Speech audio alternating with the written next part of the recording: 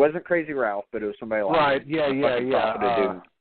Yeah, that actor's name was David Wiley. Yeah, but no, not. But yeah, that same kind of street thing. Yeah, but the kids are playing baseball or some shit, and all of a sudden there's a close up on this kid's bat that is in 3D for no fucking reason. I could understand the blunt being in 3D more than I can the fucking bat. That was just goofy. Another plus, but kind of weird for me, the dream sequence at the end with Mrs. Voorhees.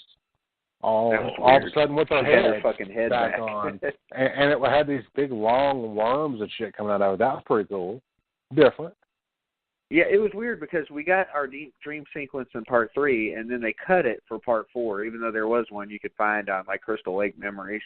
But yeah, I mean, at that point they were just trying to go along with part 1 and part 2 by then. You know, they were just trying to follow up with the Carrie scare scene at the end. But yeah, all right. Well, I mean, I just wanted to get some thoughts on Friday the 13th part 3 because, you know, I'm always underwhelmed by it, but there's nothing I particularly hate about it. It's just, I don't know. Out of all the ones in the series that I watch, it's one of the ones that I don't get too excited to watch. I don't know. I don't know what it is. So, all right. Well, so that was Blake's number 2. Vic's number 2 was also Friday the 13th Part 3. And my number 2 is Creepshow. Fucking Tom Atkins being an asshole, getting what is coming to him, and the little story build. But also, you know, we get a story with Stephen King. We get a story with a crazy old bastard being scared of roaches. Blake, what are the other stories? What am I missing? Ted Danson and Leslie Nielsen. Yes, that's the best one, I think. I think that's my favorite of the stories. I can hold my breath for a long time. Is that it? Is the Stephen King one, that one, the Roach one? Is there any more in that one? It's the Father's Day cake with the zombie guy. Oh, yeah, I like that one, too. That's pretty good. It's Father's Day, and so are we supposed to get cake on Father's Day? I didn't know that. I don't know. I get whatever my wife gives me. A year before last, it was she made me a cake. We went out to eat something really, really good that was my favorite meal of mine, and then I got my nose pierced. So, yeah. Fair enough. All right. Yay for me. Yay for Blakey. All right, so Creepshow number 2, which means that it's way higher than Vic. Slightly higher. Well, slightly higher than Blake. You had it at 3. Yeah, it was at 3 for me, yeah. I don't know, man. I love Creepshow. I think it's more of a fun movie with a lot more... No, what am I missing? The Crate. Blake? How did I miss that? Yeah, Adrian Barbeau. I wasn't going to say anything. I was waiting for you to say something. The fucking Crate, that might be the best one.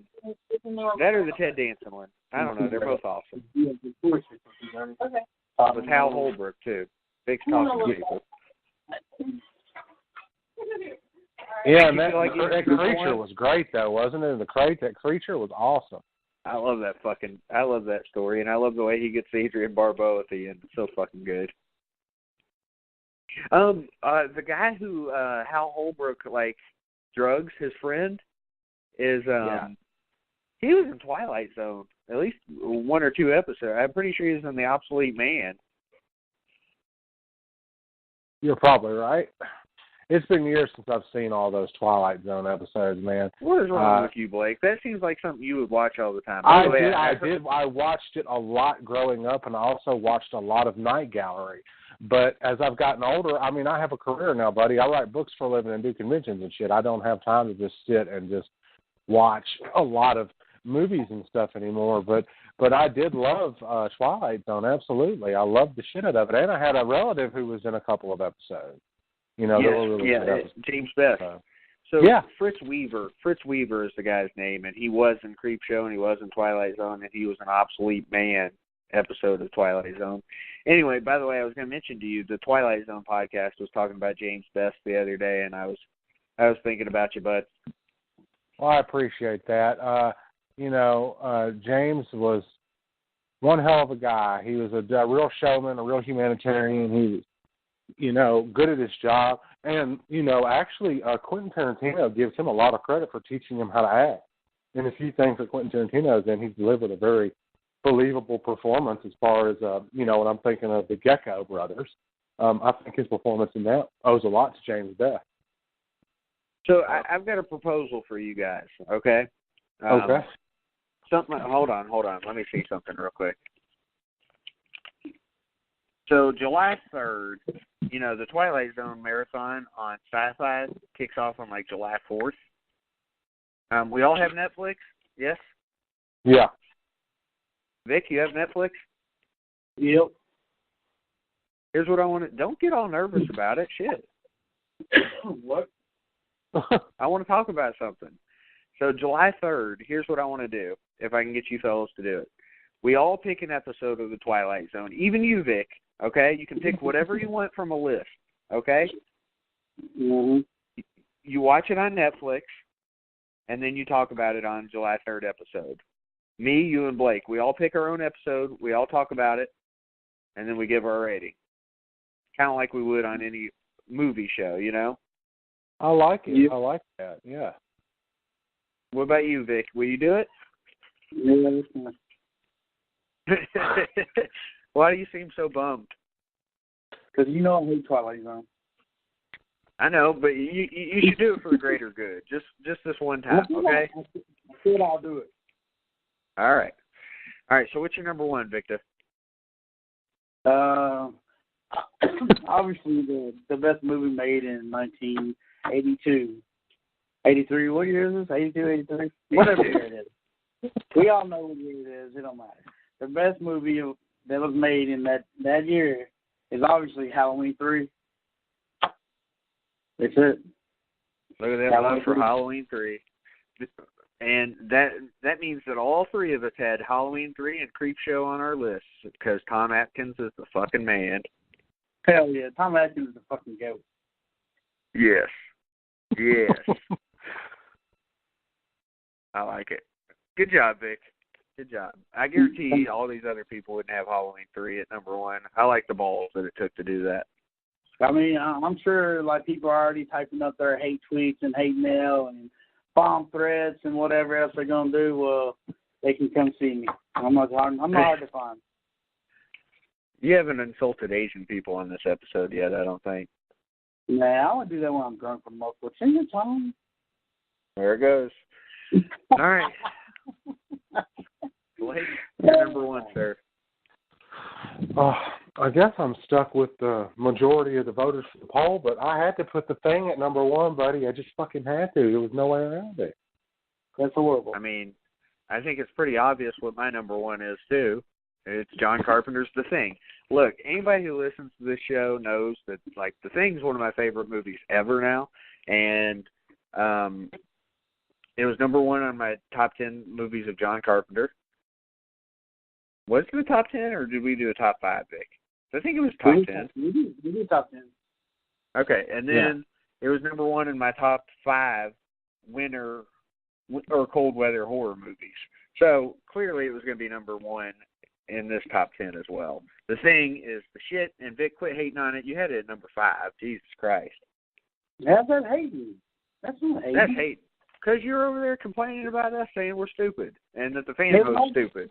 It was also my number 3 in John Carpenter's movies, or was it even 3? I don't think it was 4 in that, so calm down. All right, Blake, I talk about The Thing all the time. It's your turn to talk about it. Well, it's definitely a cold weather movie, that's for damn sure. And in this heat, it's a perfect movie to watch for me because I feel like I'm there, man. Really do. I feel like I'm right there in Antarctica. But, it's a great movie, great effects. One of the most notorious memes of all time has come from that scene with Wilford Brimley with the Norris monster, behind him with the skeleton legs, and it says the diabetes is behind me, isn't it? Diabetes. Yeah, it was just I saw that and I was offended, but also I was like, really? And you've achieved internet immortality when a scene from one of the best horror films of all time becomes a fucking meme fodder. I'm also sitting here with a Wilford Brimley autograph on the Thing poster in front of me, so that's nice. Yes, it is. Very, very nice. But yeah, the effects were great. Rob Bottin was fucking amazing. with his What's he do at convention? Yeah, he doesn't do that stuff, man. You know, and he influenced a lot of people. I mean, a lot of people. Obviously, Steve Johnson studied under him. So, right, he was one of his first jobs was with Rob Bottin. Yeah. So he did. You know, he had that on Fog. You know, and then you know all these other films, and then Rick Baker and Rob Bottin, and then Rob Bottin goes on later when you think that he's not going to come back, and he wins a fucking, what was it, Oscar for effects on Total Recall? Total Recall's so fucking good. Yeah, and those effects are amazing, man. I mean, come on, Rob Bottin did a great job with the thing, and then the idea of isolation and confinement. And Keith David was great too. I believe he was Childs, wasn't he? Yes, sir. And Kurt Russell. You know, very rarely does he do a horror film, but he was real young in this one, and man, I just really, really liked everything. The transformation and the doctor, Richard Dysart, who had the actual nose ring. Mm-hmm. He was a really good character. I was perfect casting. And I haven't seen the remake or the prequel or whatever the hell you call it. The one that came out a couple of years ago. Yeah. It's a prequel. It's good. It's good. A lot of CGI, though. Well, you know, as you would. I mean, 2011 versus 1982, it makes sense. But it's a great film. The music is good. The start of the film is good. You get all this white and all this snow. Again, emphasizing that idea that what is on what appears to our eye as reality is far from it, because under the snow you have the alien, you know, the thing, and then all the other stuff. The Malamute transformation is one of my favorites. You know, where the dog, the Alaskan Malamute, gets, you know, all mutated and shit. And it's just a great movie. I mean, there's not a whole lot of anything I can say about it except that it came out at the perfect point in time. We were waiting for a movie like that to hit horror cinema. You know, we were. With all the bells and whistles. A good cast, good effects, good story, good setting, believable. And it was a remake. That's the second remake I've had on my list. The first one was Cat People. And then I have this. I know, when you said that, I was getting nervous. I was like, oh, my God, he's going to have it at fucking number 9. Are you kidding me? No. I differ from you gentlemen on a lot of things, but I think we see eye to eye on the things that matter the most. And this is one of those. This is one of those things. No pun intended there, but it's such a great movie. And I saw the original, The Thing. I think it was called The Thing from Another World, and James Arness was The Thing. And this movie is this is the first or one of the few times I think that the remake was better than the original.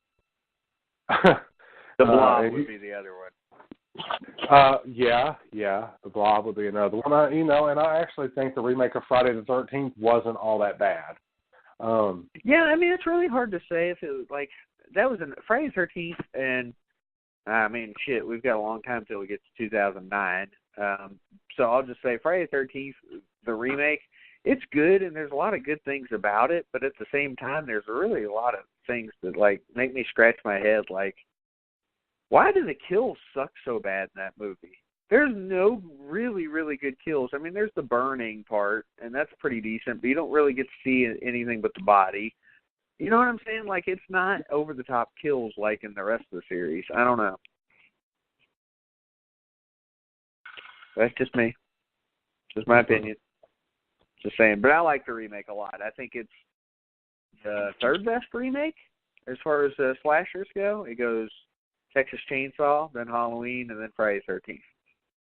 So,